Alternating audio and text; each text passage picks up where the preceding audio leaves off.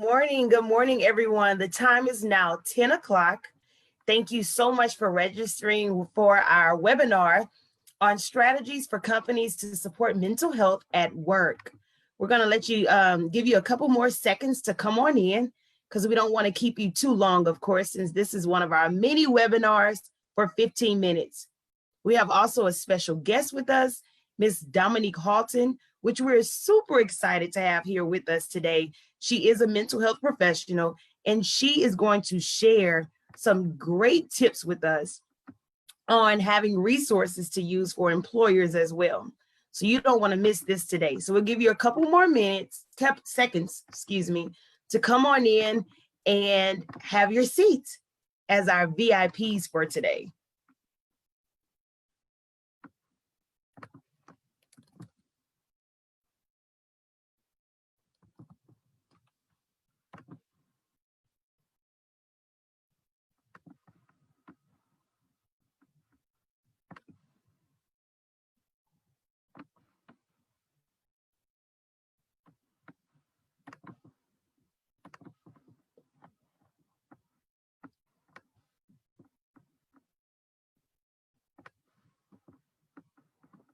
If you can see the screen, give me a thumbs up, please. Give me a thumbs up if you can see the screen.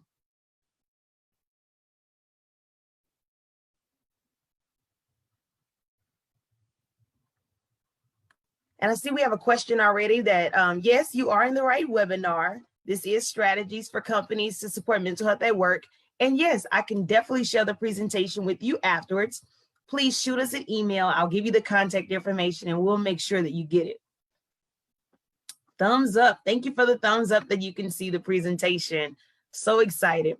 So I'm going to go ahead and get started because we don't want to keep you long, right?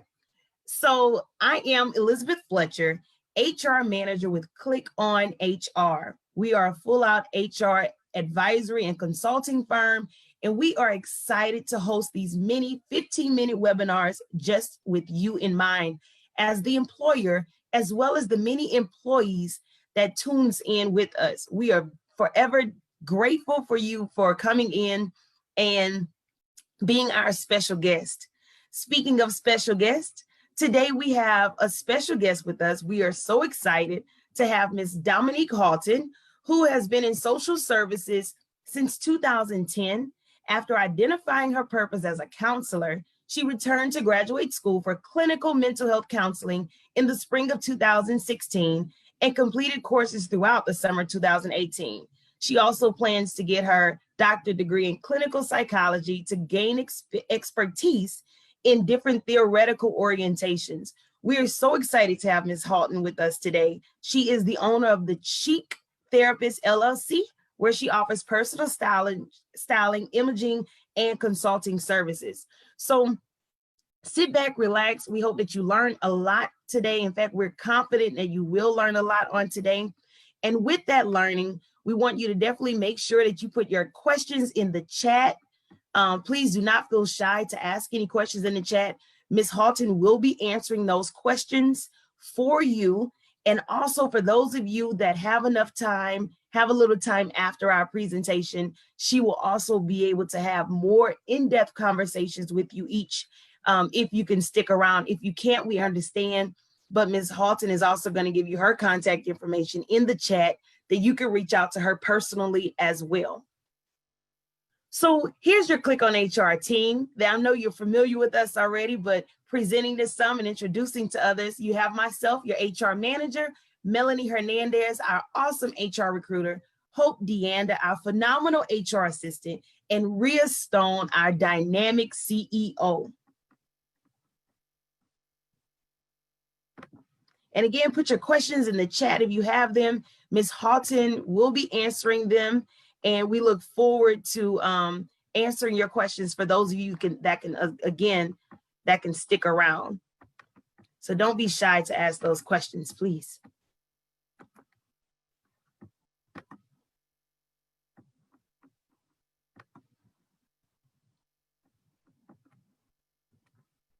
Mental health is the way we think and feel, and our ability to deal with ups and downs. Mental health is something we all have. When we enjoy good mental health, we have a sense of purpose and direction, the energy to do the things we want to do, and the ability with the challenges that happens in our lives to be able to handle those. When we think about our physical health, there's a place for keeping ourselves fit, of course, right? And a place for getting appropriate help as early as possible so we can get better. Mental health is just the same. We all have times when we feel down, stressed, or even frightened. Most of the time, those feelings pass, but sometimes they develop into a mental health problem like anxiety or depression, which can impact our daily lives. The workplace is most important environment to discuss mental health and illness. Yet, unfortunately, it's the last place that we expect to hear about it. Employers are sometimes afraid of discussing it with coworkers and bosses, which I understand. They don't want to lose their jobs, damage relationships, or risk future employers learning of illnesses and judging them. This stigma of mental illness keeps them silent. Employers, you have the opportunity to change this climate of fear regarding mental health at the workplace. But sometimes you rarely do, or should I say we, even in HR, rarely do. You know, roughly 85% of employees' mental health conditions are undiagnosed or untreated.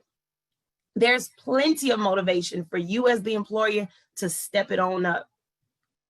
Mental health conditions cost employers more than $100 billion and 217 million lost workdays each year. That's a lot. But by addressing mental health issues in the workplace and investing in mental health care for workers, employers can increase productivity and employee retention. So how about you do both at the same time by learning different resources to be able to combat in this, right? As a small business owner, addressing psychological health and safety for mental health for employees' concerns may seem time consuming and outside of your expertise or role. I get it, but not addressing these issues can have an impact on productivity and also customer satisfaction because it trickles on down. Did you know that half of the population will have experienced some type of a mental health illness by the time they're 40? As an employer, these statistics are very relevant to you. Your employees could be suffering from mental illnesses without you being aware. Employees who don't feel well could miss more work or not perform as well as they could be at work. What can you do about it? I'm so glad that you asked. The answer is actually a lot. But here's going to be 5 workplace mental health strategies that you can implement now to start supporting those mental health issues within your growing organizations. Number 1 for me would be one of the simplest and most organic ways to try and support positive mental health, and that's to simply recognize your employees. There are many things that can trigger a depressed mood.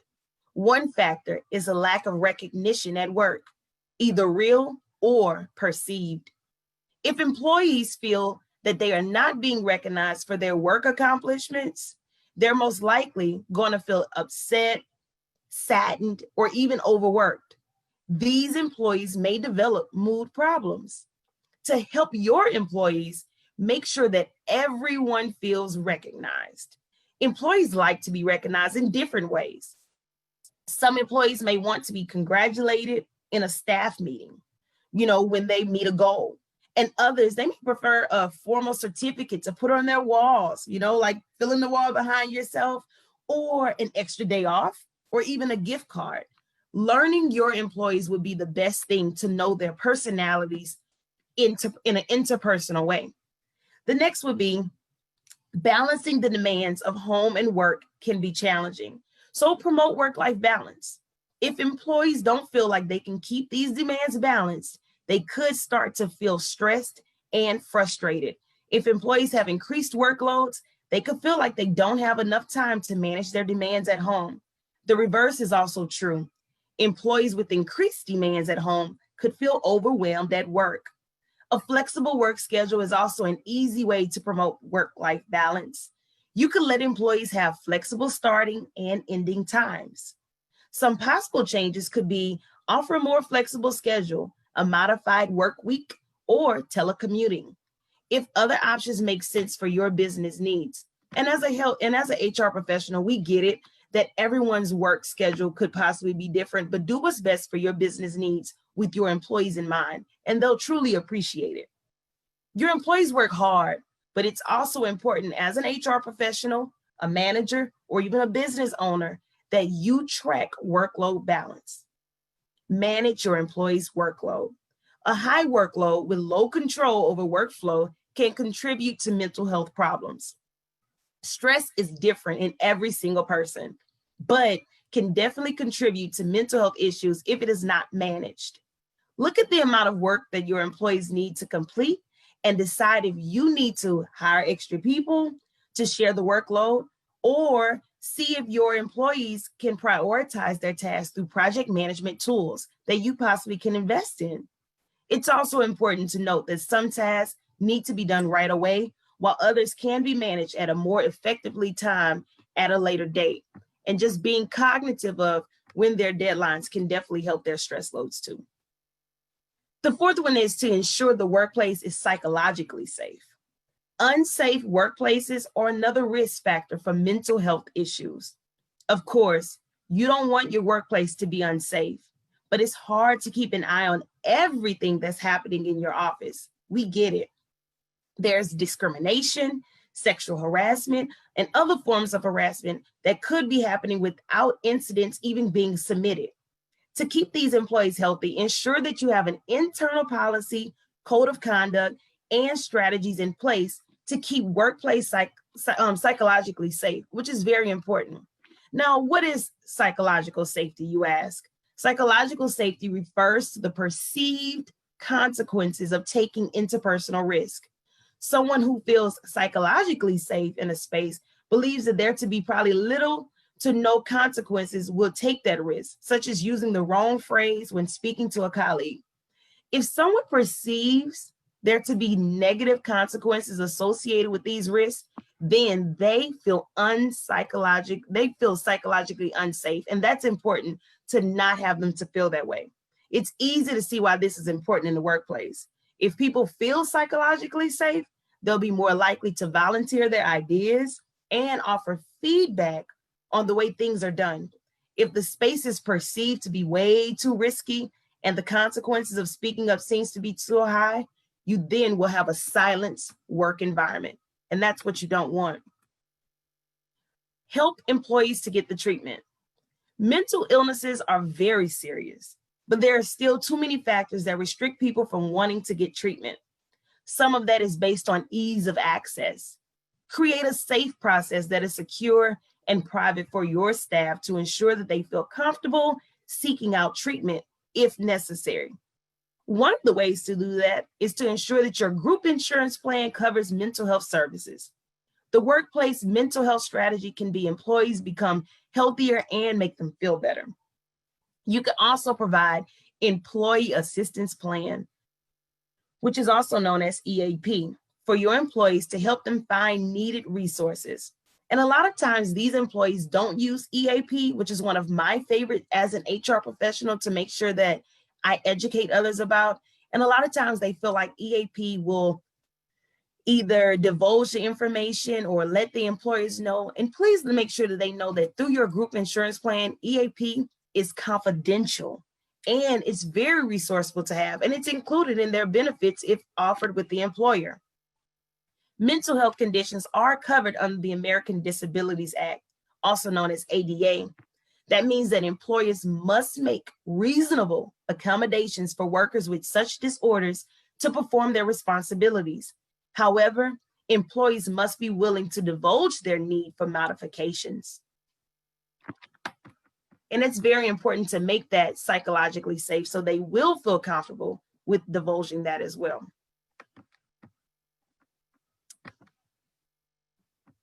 So while most mental health practitioners or professionals probably won't advise people to spend more time with their smartphones because we're always on it, right? There are some apps that can turn screen time into time well spent. These apps provide tools for people looking to improve their lives. So I'll go over some of my favorites. This topic is actually near and dear to me as I personally suffer from anxiety disorder, and being able to know how to actually control it is very important for people like me and even some of you yourselves. So number one would be Headspace. It's a great and simple app for beginning persons that like to meditate, looking to learn, as well as more advanced meditators who want to deepen their practice. It offers meditation series that address various topics like anxiety, stress, sleep, and physical exercise.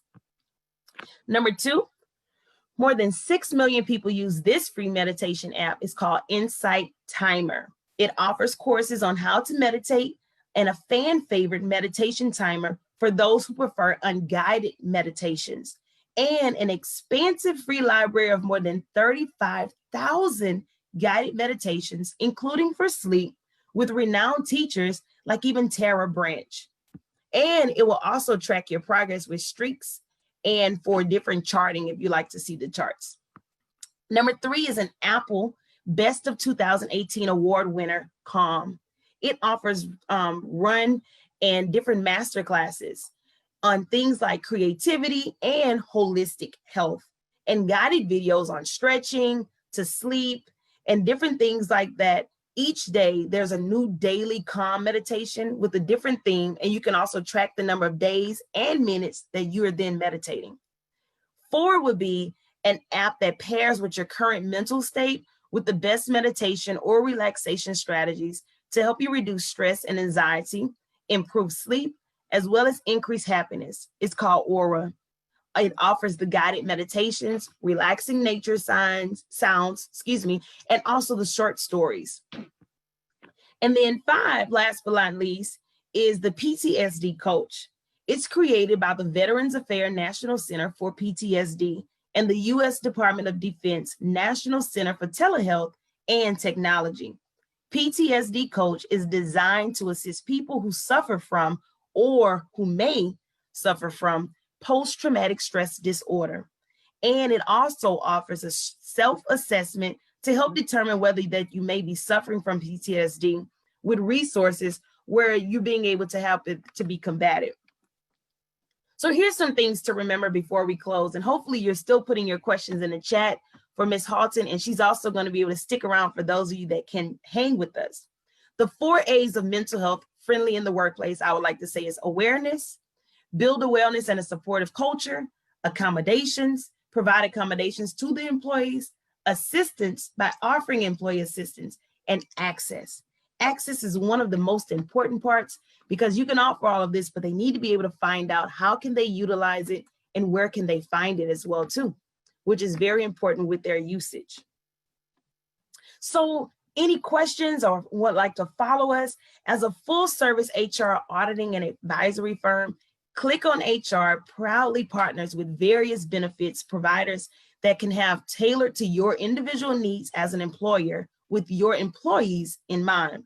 Please know that we are only a click away, and we provide also free 30-minute consultations to strategize with you on your business needs as the premier virtual HR team.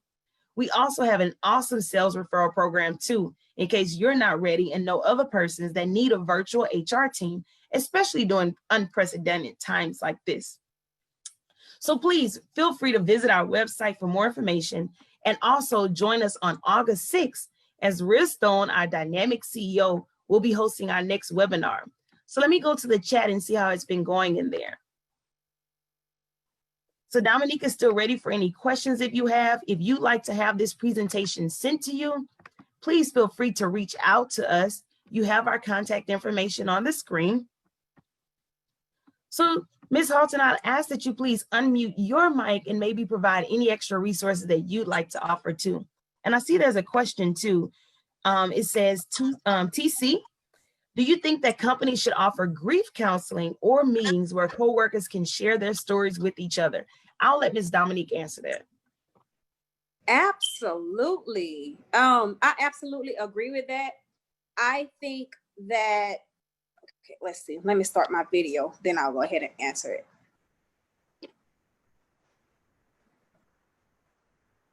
All right. So I'm on video now. So let me go back to the question that you have about grief counseling. So I think that is an amazing idea for a company to start a grief counseling group, or just a mental health group in general. There are so many questions that people have. And when it comes down to specifically grief, a lot of people hide from it. A lot of people are embarrassed by it. A lot of people don't want to say that they're still affected by it. Because grief itself is a monster, and it may take years for someone to overcome grief. And it may not be from a death. Grief specifically is a loss. So a loss may be employment. It can be your pet. It can be a friend. It can be family members. It's not just death. So a group of supportive individuals that's led by someone that can truly be a backbone for everybody in the employer setting, that would be awesome. I absolutely would advocate for that. Please do to that. piggyback off what you said, I truly agree with you, Dominique. Thank you so much for replying to that. And to help a lot of companies that provide EAP actually have this within their service. So as an employer, whether you're a small company or a larger company, if you're not sure, please check in with your either if you don't already have an existing department for HR, we definitely can be able to help you with that as an advisory. But typically within your EAP, those are offerings, because think about it, we spend sometimes more time with our coworkers than sometimes we do our families. So losing a colleague is a lot of times like losing a family member. So having that counselor come on site is very important as an employer to be able to provide for your employees. Do we need a counselor to moderate that, or can it be something after work that stories can be told? So you can actually have that going on during work.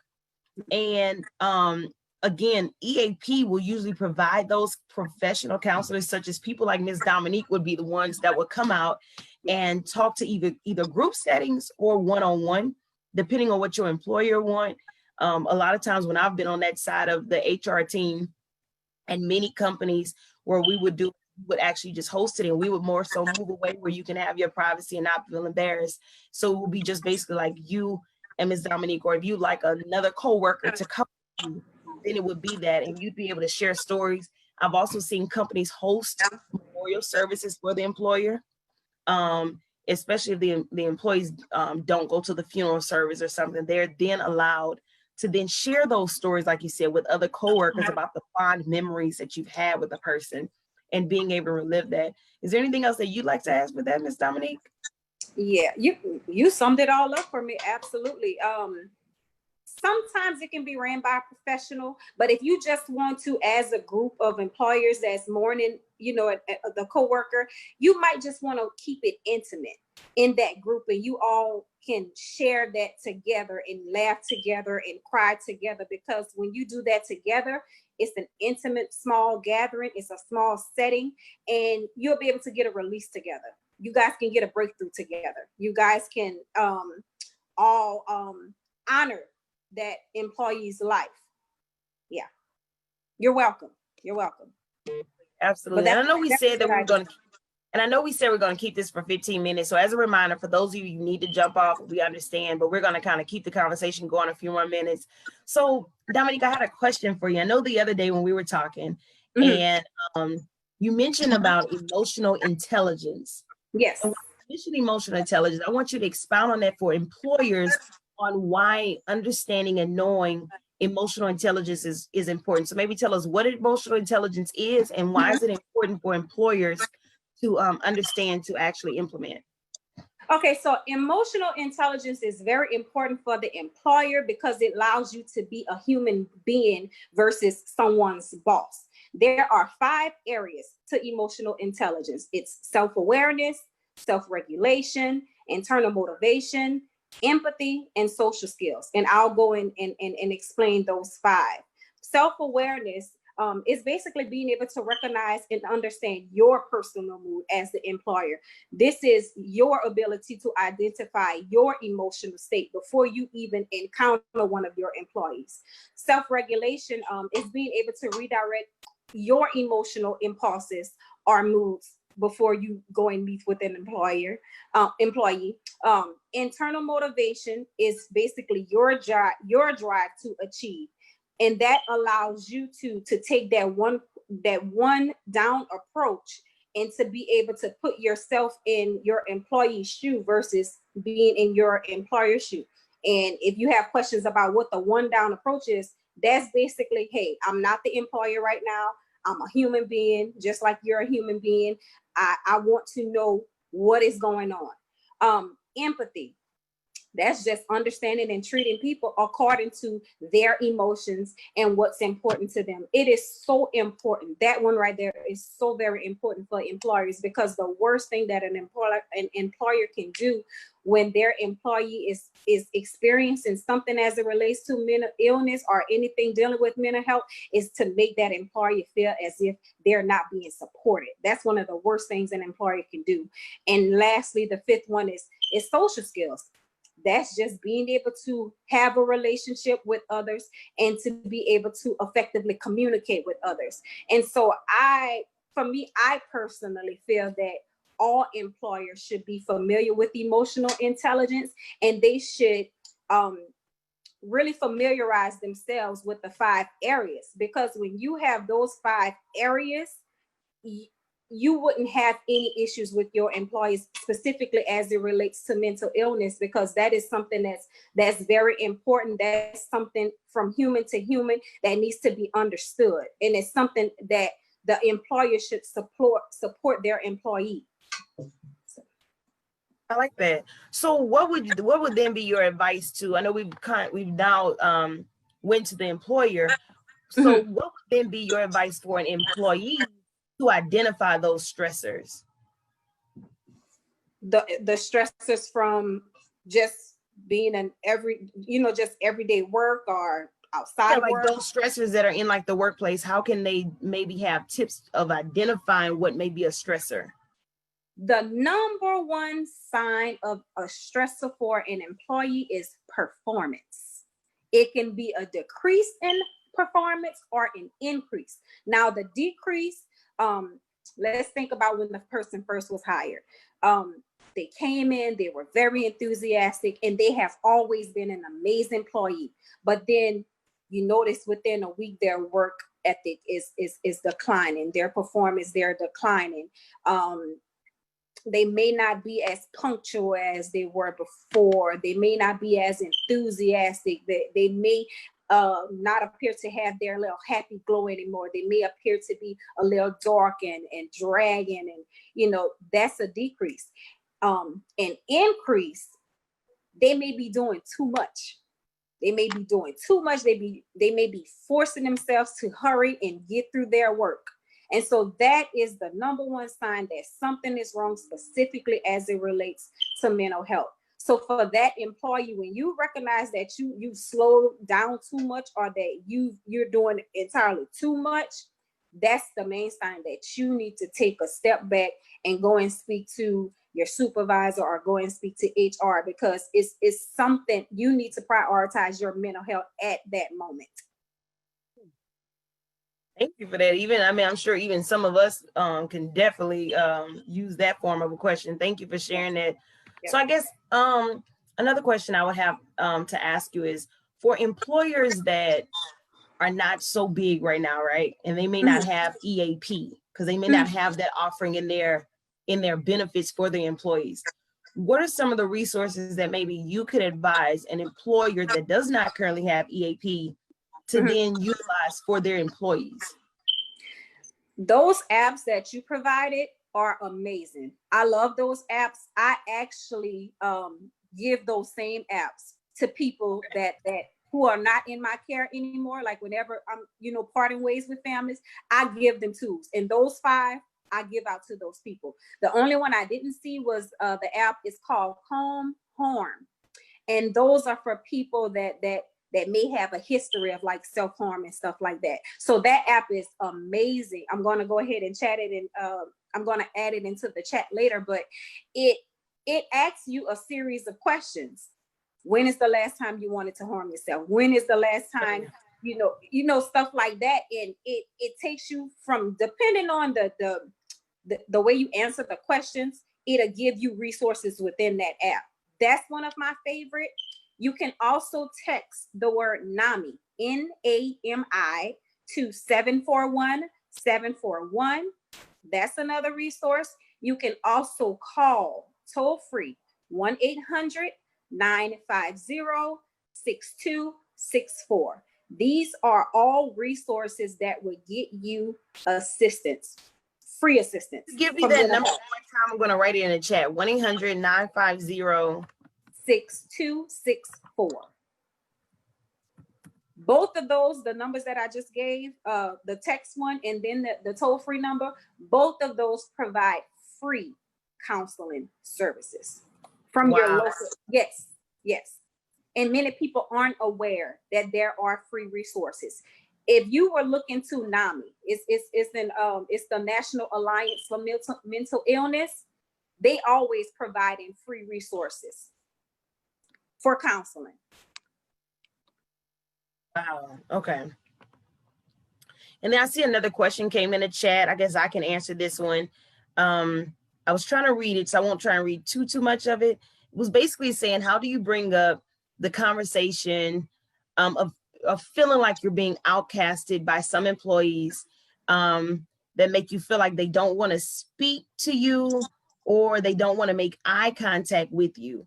Do you take it to the HR department or do you just let it be because you have no real proof of it, especially when it makes you uncomfortable? Would you like to answer this or you want me to answer it? Did you kind of read it? Yeah, I read through it. What you can do, especially since you're saying that you don't have any proof of it, it's going to be hard for you to prove it. But if you know that something's wrong, I don't want you to avoid what you're feeling either. This is a step for you to take a one-down approach with yourself and try to figure out what's going on. I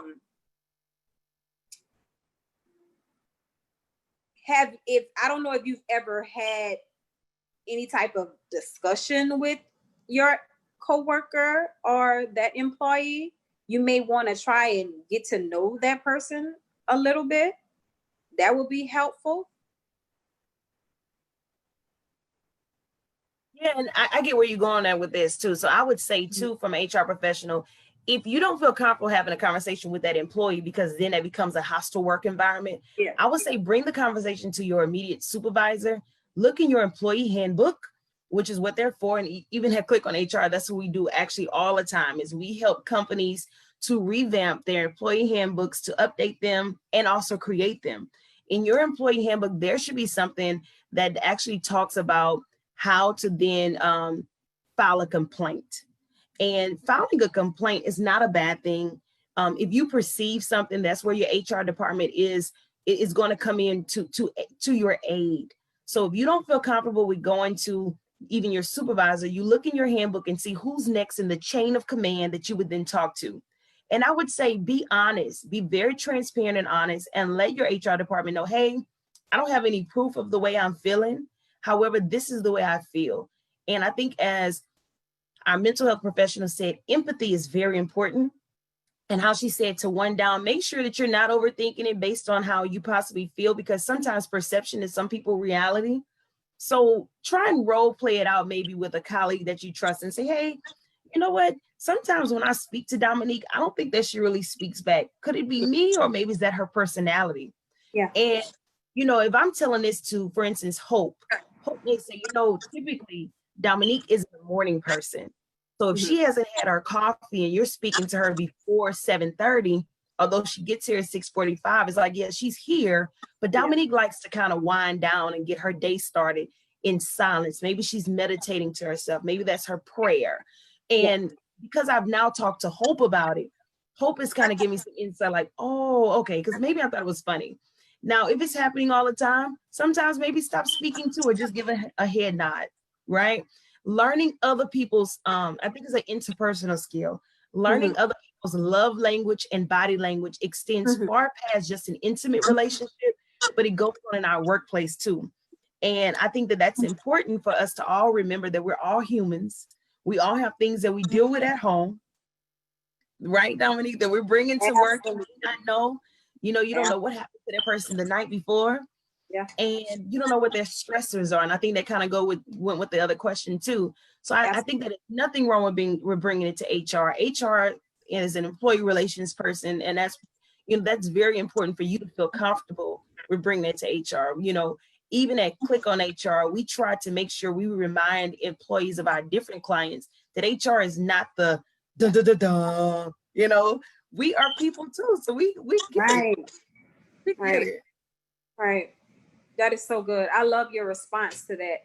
And that is so true. You just never know what that other person may be experiencing. And it's so funny that you use my name as an example. That is exactly how I am. I am not a morning person. So I don't talk a lot in the morning. You won't get me to start talking until sometime after 9. That's just who I am. I have to wake up. Like, I may be awake, but my soul has to wake up. My soul. Look at it. It's so funny you say that. You know, it's important to have these conversations. So I'm familiar with it too, because my mom is like, they're like, I wake up like, good morning. How are you? How would you like to start? And my mom is like this, baby girl, I'm just waking up. Right. I think that it's like, and of course, who loves me more than my mom, right? So I think that sometimes it's really just understanding, you know, how it is. I think that in to be very politically correct, yet still sensitive to the topic, because it was one word that you mentioned in there that I want to make sure that I'm not making you feel like I'm purposely avoiding for the conversation. You said discrimination, or you said, you know, race.